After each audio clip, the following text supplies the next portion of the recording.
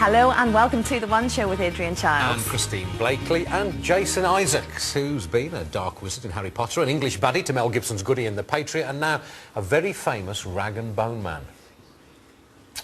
Spot the resemblance. I promise you, it's remarkable, as we'll show you shortly. But the facial hair arrangement has changed. Son, you might remember. Let's remind ourselves what. Let's see Steptoe and Son in their prime. This is the original and the best, one of the greatest sitcoms ever made. Got on the old sack full, are you? Yeah. What for? To wear, of course. They're all creased. Can't expect me to go around looking like a strap bag. Have you washed them? No. No. It's far more important to wash them than it is to iron them. You done a wedding, Bing. How can you put dirty, filthy things like that next to your skin?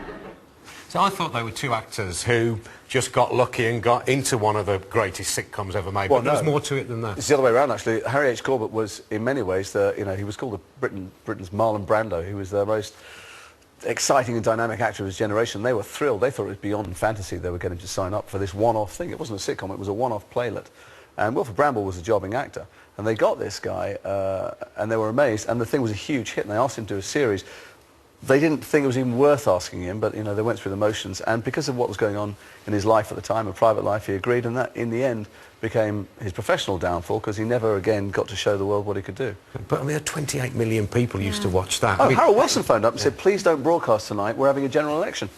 No one's going to go and vote. It's incredible. That's how popular it but was. with And that, that's how famous they were. of course, came the fame side of it, which really he couldn't cope with it at all. Well, I mean, one of the reasons it's interesting to make a show about these people, and the whole series about very famous, popular, much-loved figures, is that behind the scenes, as ever, it doesn't matter how much love you get from other people. If you don't like yourself and you don't like your life, it just makes things worse. And Harry H. Corbett not only had enormous potential as an actor, but he also, you know, his private life was a disaster because of it. Clearly another problem, you know, it was a duo that didn't get on, and we know how difficult that is. Yeah.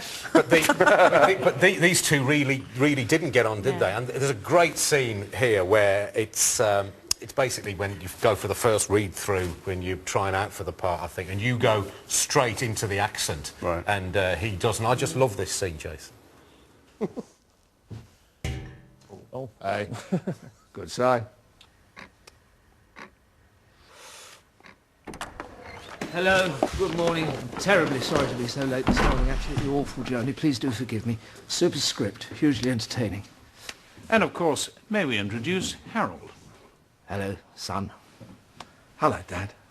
How lovely to meet you. Why don't you take your coat off and make yourself comfortable? And we can get started.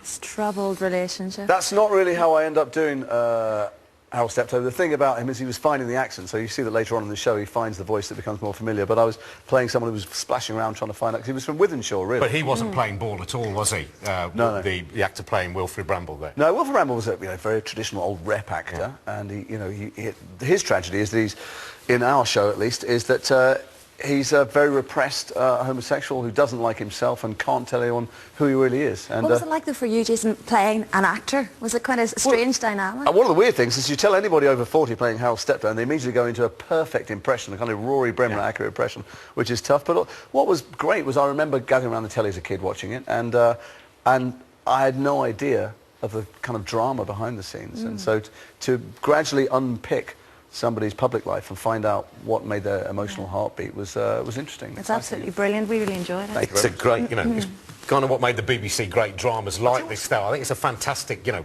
piece of work, if you don't mind me saying so. No, I love it. But I tell you what's great about it is it's on BBC 4, which a lot of people have and somehow don't choose to tune into.